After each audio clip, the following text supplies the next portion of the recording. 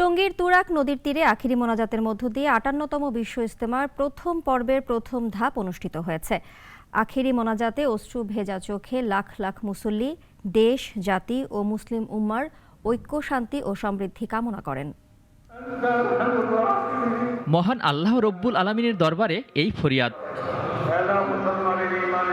সকালে দায়িত্ব বয়ানের পর শুরু হয় কাঙ্ক্ষিত মোনাজাত।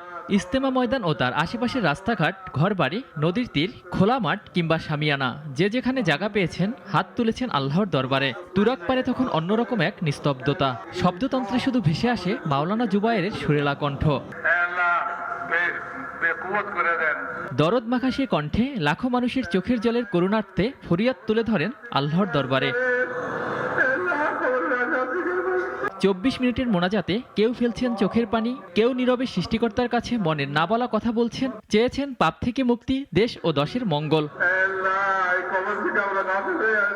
দেশে কোনো হানাহানি না হয়, আল্লাহ পাকের কাছে আমরা এই মোনাজাত করলাম যাতে আমরা সুখে শান্তিতে থাকতে পারি। মা বাবার জন্য দোয়া করছে, নিজের দোয়া করছে, মর্তাসী সবার জন্য দোয়া করছে, মন্ত্রীমণ্ডল যত আছে সবার জন্য দোয়া করছে। নবীর তরিকা চলতে পারি, নবীর তলে জিন্দি যাপন করতে পারি, ওই জন্য আমরা দোয়া করতাম। মুসলিম উম্মার জন্য দোয়া করছে, আলহামদুলিল্লাহ সবাই যাতে ইমান আমলের সাথে দুনিয়া এবং আখিরাতে কামিয়াবি হয়। মোনাজাতের আগে ইমান, নামাজ, এলেম ও জিকির, একরামুল মুসলিমিন, তাসহিয়া নিয়াত, দাওয়াত ও তাবলিগ সম্পর্কে দিক নির্দেশনামূলক বয়ানে নিজেদের আত্মশুদ্ধি করেন মুসল্লিরা। এখানে কিভাবে মানুষ হেদায়েত পায় সেই জন্য সেই শিক্ষাটা পাওয়া যায়। এই যে ভ্রাতৃত্বের যে একটা বন্ধন, এটা একটা অন্যতম একটা নমুনা হচ্ছে ইজতেমার। আলহামদুলিল্লাহ আমরা যেন সুস্থ সবলভাবে চলতে পারি, সুন্নত তরিকায় যেন আমরা দুনিয়া এবং আখিরাতে কামিয়াবি হই। প্রশাসনিকভাবে আমরা যেন নিরাপদ অবস্থানে থাকতে পারি, আল্লাহ তাআলার কাছে আমরা সেই দোয়া করেছি।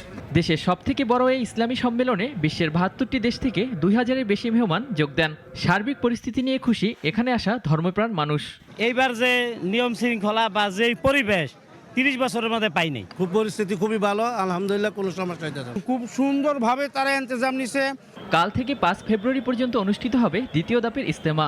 এরপর ৮ দিন বিরতি দিয়ে সাতপন্থীদের ইজতেমা ১৪ থেকে ১৬ ফেব্রুয়ারি শুরু হবে। ৩ দিনের ধর্মীয় মিলন মেলা শেষে ধর্মপ্রাণ সব মানুষ নতুন দায়িত্ব নিয়ে ছুটেছেন নিজ আঙিনায়।